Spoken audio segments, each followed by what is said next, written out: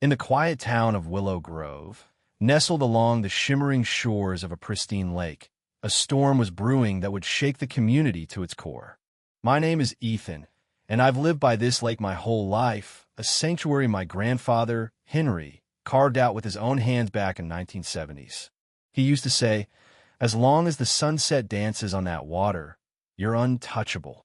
That lake, framed by ancient willows and smooth river stones, isn't just land, it's my family's legacy, where I scattered Henry's ashes a decade ago. But to Margaret Thompson, the iron-fisted president of our HOA, it was a prize she'd stop at nothing to claim. What unfolded was a saga of greed, betrayal, and a $2.5 million lawsuit that brought her empire crashing down. Where are you watching this madness unfold from? Let me know in the comments. Margaret had ruled Willow Grove's Pine Hollow estates like a dictator for 6 years, wielding HOA bylaws like a scepter.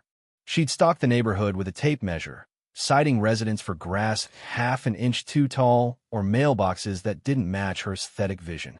She forced the Wilsons, an elderly couple, to repaint their home 3 times because the first shade was too bold and the second lacked harmony. Her community upgrades always seemed to boost her own property value, and whispers of her strong-arm tactics, fines, threats, even pushing families to sell kept everyone in line. Everyone, that is, except me. I never bowed to her, and that made my lake her ultimate obsession. It all exploded on a crisp October afternoon in 2024, when Margaret threw a lavish engagement party for herself and her fiancé, Victor, a slick-talking newcomer with a Rolex and a Bentley he couldn't possibly afford.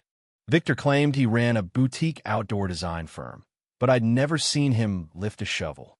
The guy oozed conman charm, and Margaret was smitten, flaunting their dream wedding plans to anyone who'd listen. The party, held in the community pavilion, drew all 250 residents, a classic Margaret power play to remind us who was boss. I figured it was just another ego trip until she grabbed the mic. "Ladies and gentlemen, I have a special announcement," she declared, her voice dripping with self-importance. "I'm gifting my beloved Victor a wedding present that will transform our community." My gut twisted as she led the crowd, drinks in hand, buzzing with curiosity straight toward my property. Victor trailed behind, pushing a cart with a red ribbon and oversized scissors, grinning like he'd already won. They stopped at my lake's edge, where Margaret had strung a ribbon across the path. With 250 pairs of eyes on her, she launched into a speech about selfish hoarding and community unity, gesturing at my lake like it was public property. "For too long, this space has been wasted on one person," she said, her eyes locking onto mine through my kitchen window. "Today, I gift this lake to Victor for our wedding venue, a place for all to celebrate love." The crowd gasped as she snipped the ribbon, and Victor unveiled blueprints for a sprawling event space dance floor, catering stations, guest seating all on my land. The audacity was breathtaking. They were planning a commercial venue on my private property in broad daylight, with the neighborhood as witnesses. I stormed outside, heart pounding, and faced her. "Margaret, this is my lake, my family's land. You have no right." Her smile didn't falter, but her eyes turned venomous. She whipped out a document, waving it like a trophy. "Actually, Ethan, here's your signed agreement transferring lake rights to the community." The paper was a laughable "For Jeremy" signature, looked like a child's scribble, dated the day before. The crowd murmured, some filming, as I kept my cool. "I never signed that. This is my property, and you can't vote it away." Margaret's mask slipped. "We'll see, Ethan. This community values sharing, not greed. Who here supports unity over selfishness?"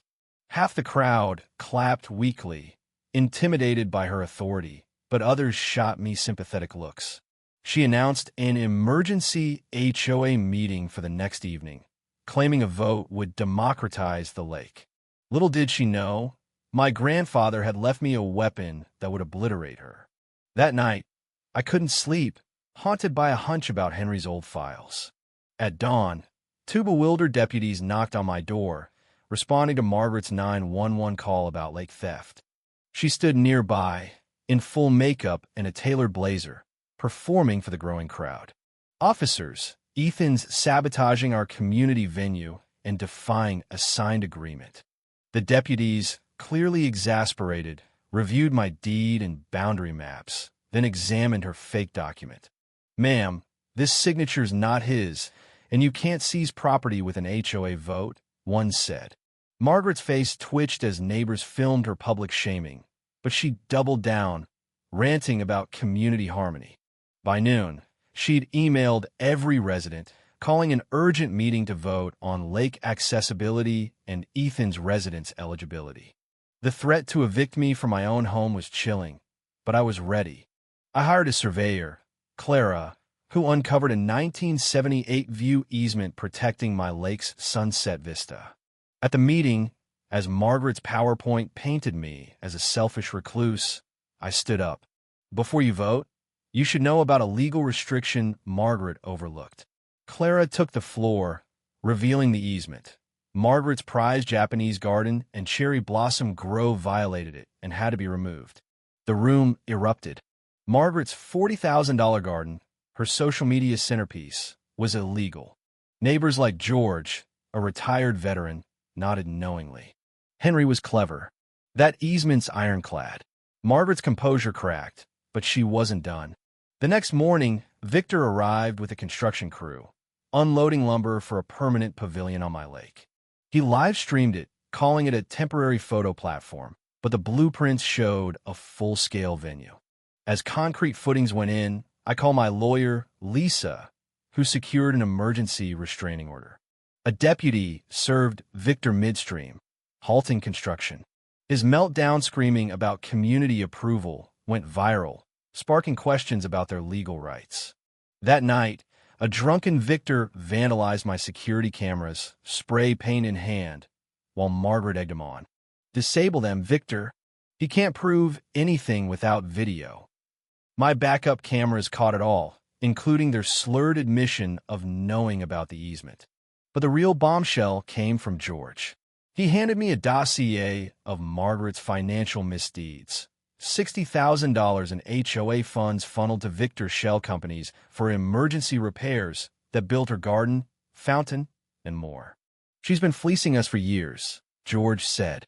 At Thursday's HOA meeting, Margaret expected to spin the narrative, but George ambushed her. His presentation exposed her fraud. A $60,000 fountain billed as sewer upgrades, lighting security that only lit her yard, all invoiced by Victor's fake firms. Emails showed Margaret coaching Victor on wording to dodge scrutiny. The crowd roared, demanding her resignation and a criminal probe. She fled, screaming about mob vengeance, as residents voted her out and elected George. The FBI swooped in, armed with George's evidence and Victor's betrayal. On a live stream, Victor threw Margaret under the bus, sharing texts where she orchestrated the fraud. "Easy money, baby," she'd written. The federal case was brutal. $50,000 in restitution, $1 million in damages to me, $1.45 million in fees, $2.5 million total. Margaret sold her home, her car was repossessed, and she faced 5 years in prison. Victor got probation for snitching. The community shunned her, celebrating her downfall at a lakeside barbecue, where the sunset glowed brighter than ever. As I sat by the lake, George raised a glass. "Henry's view is safe forever. Thanks to that easement and a fed-up neighborhood, Willow Grove was free." But what do you think? Should I have pressed charges sooner or gone for the bigger fish? Would you enforce an easement to protect your legacy, or let it slide for peace? Did Victor deserve his plea deal, or should he have faced prison too? Drop your thoughts below, hit like, and subscribe for more wild stories.